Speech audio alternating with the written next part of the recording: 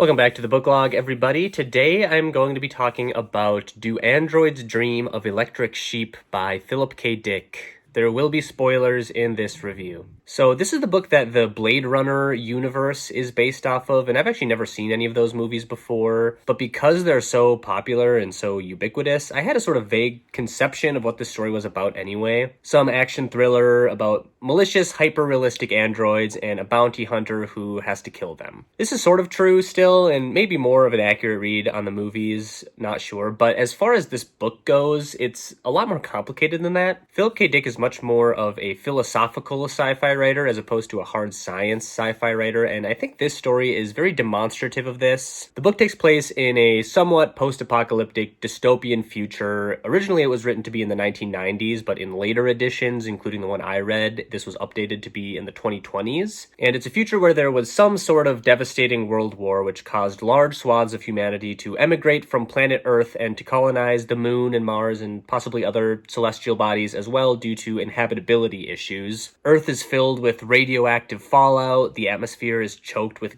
gray dust that causes diseases and blocks out the sky in an oppressive gray haze. The landscape is barren and dry. Most other species of life are either endangered or extinct. Despite these poor conditions, though, there is still a lot of very advanced futuristic technology. There are hover cars. There's a machine called a Penfield mood organ, which allows users to dial up and instantly feel any of thousands of programmed emotional states. But most importantly for this story are two pieces of technology in particular. The first is the most obvious one, incredibly lifelike androids that are nearly indistinguishable from real biological organisms. There are both animal and human varieties of these. And the second is called a Mercer empathy box, which is a device that connects users in a shared virtual religious experience, which I'll talk more about later. The book unfolds through two interwoven storylines, sort of an A and B narrative that gradually converge. The primary storyline follows Rick Deckard, who is an android bounty hunter. He works for the San Francisco police and he's been tasked with killing or retiring 6 androids who have recently illegally escaped from Mars and are now hiding on Earth.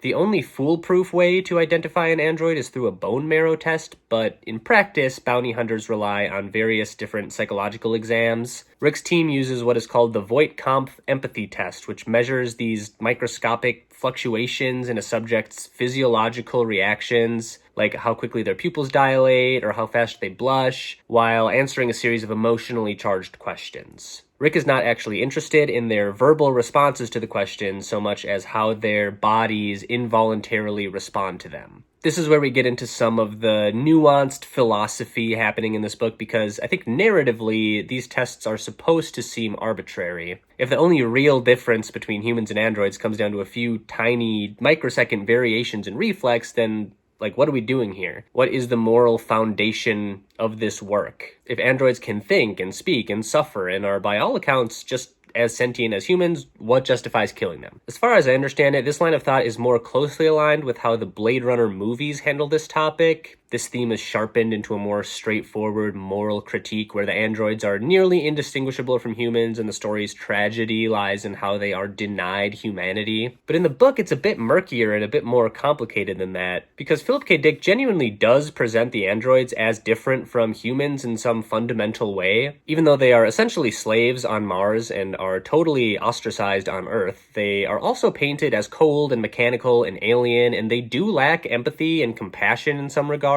They are confused by humans' participation in this religious empathy machine. They don't seem to understand it or understand the desire for that kind of connection. To them, it's irrational and delusional, and they are openly hostile towards it. I think this lack of clarity in the moral grounding of this book is deliberate to some degree. It's kind of disorienting, and it contributes to this overall feeling of not knowing who or what is real, or what is good or bad, or whether it even matters one way or the other. And this leads naturally into the second main storyline of the book, but before that, it's worth pausing to talk about electric animals. Obviously, the human androids are the big focus of this book, but the electric ones are very interesting too. As I said, most real animals have gone extinct or become critically endangered after the war, so owning and caring for one has become the ultimate status symbol. It signifies wealth and social standing and somehow also moral worth. They are proof that a person is capable of empathy and responsibility. In this society, empathy has become kind of the defining trait of humanity, so tending to an animal is an almost sacred act. But since real animals are so rare and prohibitively expensive, a lot of people secretly buy electronic animals, which are virtually indistinguishable from the real thing down to their breathing and heartbeat and behavior, and they even still require the same amount of care and maintenance. That said, having an electronic animal is kind of taboo. It's almost seen as like a moral failure. And as it so happens, Rick Deckard himself owns an electric sheep. To get it repaired one day, he has to bring it to this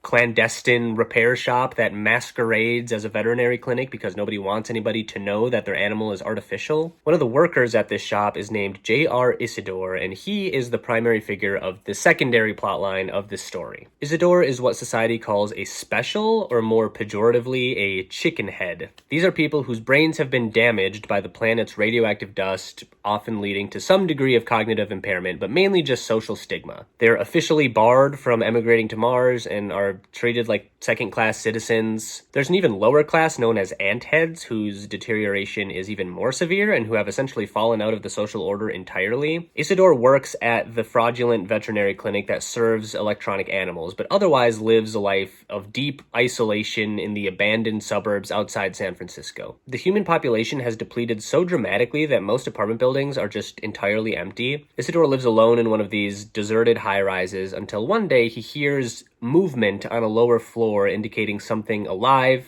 somebody may be trying to move in, and that someone turns out to be Pris Stratton, one of the very androids Rick Deckard has been assigned to retire. Eventually, a few of her fellow fugitives arrive as well, and despite suspecting what they are, Isidor offers them shelter. He extends empathy and kindness to the androids, which is in direct contrast to Rick and the rest of the world trying to kill them, which Rick does end up doing successfully in this book. Now, I've briefly touched on this already, but I feel like I have to elaborate a bit more on the religion of Mercerism that's described throughout this book. It's kind of convoluted, but to reiterate how it works, there's this device called a Mercer empathy box, and when someone grabs onto the handles, they're drawn into a sort of hallucination, or maybe more like a collective vision, of literally becoming a man named Wilbur Mercer, who endlessly climbs a barren, rocky hill while unseen figures hurl stones at him. The blows Mercer suffers are somehow real, and the participants feel the pain physically, and when they emerge, they sometimes have literal cuts and bruises on their bodies from the experience. While in this state, participants are able to share the emotions and experiences of all the other people who are also using the box at the same moment in time. They not only feel Wilbur Mercer's plight climbing up the hill and getting pelted with rocks, but they can feel each other's plights. People use the box to feel a sense of community. They can collectively share their happiness with others if they feel it, and conversely, they can share their sadness and get solidarity with others. By taking on Mercer's pain and sharing it with others, participants reaffirm their humanity. And as I mentioned, androids are not able to use and experience this, and that is one of the main things that differentiates them from humans, their inability to use the Mercer empathy box. But I think what makes Mercerism so interesting and unsettling is how artificial it all is. It's a synthetic religion. It's mediated by a literal machine, not a god. The experience feels sacred to the participants, but it's delivered through circuitry and electrodes, like through a machine. Later in the novel, it's revealed that Mercer himself may actually be a fraud. He's an actor performing for a camera, and the entire religion is potentially fabricated. And yet, even when this revelation surfaces, the power of the empathy box doesn't go away. People still feel the connection. Even the illusion of spirituality, Philip K. Dick suggests, can still produce genuine moral emotion. I think this is kind of the point of the whole book, like authentic emotion arising from inauthentic means, because that's the same tension that defines the androids themselves. They are artificial beings who mimic life so perfectly that it becomes impossible to tell imitation from reality. Mercerism mirrors that phenomenon like on a spiritual level. It's a counterfeit religion that somehow becomes real through the emotions it evokes. And same with the Penfield mood organ, like authentic emotion that is literally mechanized and created by a machine. So then what is the meaningful difference between human and android? And even that doesn't really fully capture it, I don't think. It's all very contradictory. It's hard to figure out who's right or wrong, or who's real or fake, or why any of it matters in the first place. Deckard himself might even be an android. Like, it's not really possible to tell one way or the other, but even if he is, does that change anything? I think the very ending of this book is a nice, concise, thematic demonstration of all this. While Rick is out wandering in the desert, he finds a toad on the ground. Toads have apparently long been thought to be extinct and are seen as a sacred symbol. At first, it's this hopeful moment where it seems like proof that real life and meaning still exist in this decaying world. But when he brings it home, his wife Erin discovers that it's actually a mechanical toad. Instead of being distraught by this, she decides to care for it anyway. She decides to feed it artificial flies and treat it as though it were actually alive. Because even when everything is artificial, empathy remains genuine. Or that's how I interpreted it anyway. It's a pretty fascinating and somewhat inscrutable ending to a fascinating and somewhat inscrutable story. This is the only Philip K. Dick book that I've read so far, but from what I understand, he's great at blending fun, pulpy science fiction with mind-bending philosophy and metaphysics and existentialism. And Do Androids Dream of Electric Sheep, I think, is an excellent example of this. It's been a while since a book has made me think so hard about what it's trying to say. It doesn't land every trick perfectly, but I thought it was a total blast to read, and I'm very excited to dive further into Philip K. Dick's strange imagination in the future. I'm going to give this book an 8 out of 10.